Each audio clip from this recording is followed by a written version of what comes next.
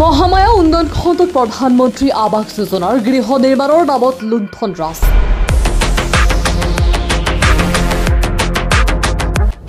মহামায়া উন্নয়ন খণ্ডৰ অন্তৰ্গত টুকপাৰা গাঁও পঞ্চায়তত প্ৰধানমন্ত্ৰী আৱাস যোজনাৰ গৃহ নিৰ্মাণৰ নামত আচলতে হৈছে কি? চৰকাৰী দৰমহাত পেট নভৰে এগৰাকী জিপিচি ৰাহুল কুদ্দুছৰ। ধুবুৰী জিলাৰ টুকপাৰা গাঁও পঞ্চায়তৰ বামুণী গাঁও দ্বিতীয় খণ্ড গাঁৱৰ কেইবাটাও গৃহ নিৰ্মাণ নকৰাকৈ ধন আত্মসাৎ কৰা ঘটনা পোহৰলৈ আহিছে। এই ঘটনাত মহামায়া উন্নয়ন খণ্ডৰ ভাৰপ্ৰাপ্ত বিষয়ানীগৰাকীও জড়িত থকাৰ সন্দেহ। আনকি প্ৰধানমন্ত্ৰী আৱাস যোজনাৰ গৃহ দিয়াৰ নামতো ভিখাৰী ৰূপী ৰাহুল কুদ্দুছে সংগ্ৰহ কৰিছিল ধন। এই অভিযোগ আমাৰ নহয়, এই অভিযোগ উত্থাপিত কৰিছে ভুক্তভোগী ৰাইজে।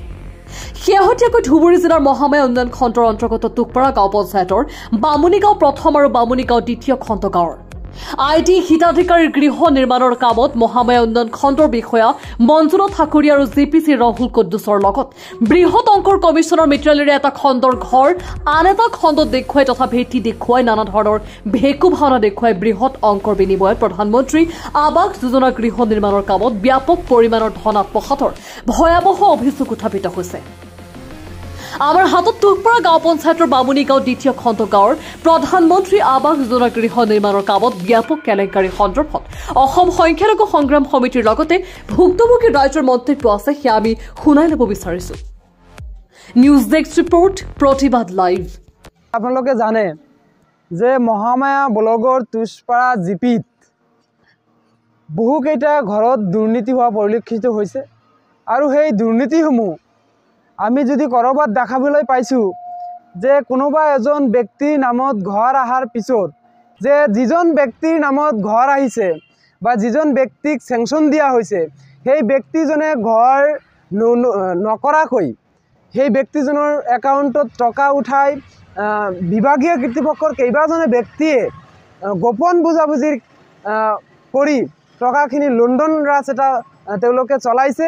গতিকে আমি অসম সংখ্যালঘু সংগ্ৰাম পৰিষদে এটা দাবী উত্থাপন কৰিছোঁ, মহামায়া ব্লকত এটা তদন্ত হ'ব লাগে আৰু তদন্ত ক্ৰমে এই টুকপাৰা গাঁও পঞ্চায়তত আচলতে হৈছে কি আৰু কেনেকৈ ঘৰবিলাক দুৰ্নীতি কৰা হ'ল ঘৰত।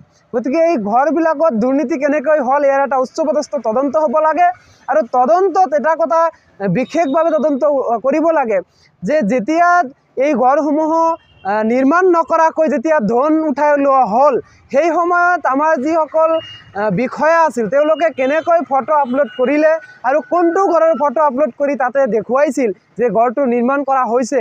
গতিকে ইয়াৰ ওপৰত এটা উচ্চপদস্থ এটা তদন্ত কৰিবলৈ আমি অসম সংখ্যালঘু সংগ্ৰাম পৰিষদে দাবী উত্থাপন কৰিছোঁ। সাধারণ এই যে হওয়াল একটা কোনো মতো করছে গরিব মানুষ, সেই জন্য আমার ঘরটা হল না।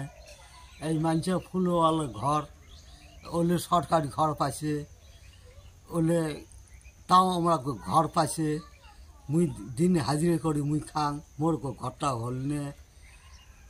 মোর নাম সুফর আলী, বাড়ি তো টুকপাড়া। প্রচুর তো দেয় নাই, পয়সাও নিচ্ছে, 2000 টাকা নিচ্ছে, ঘর দেয় নাই।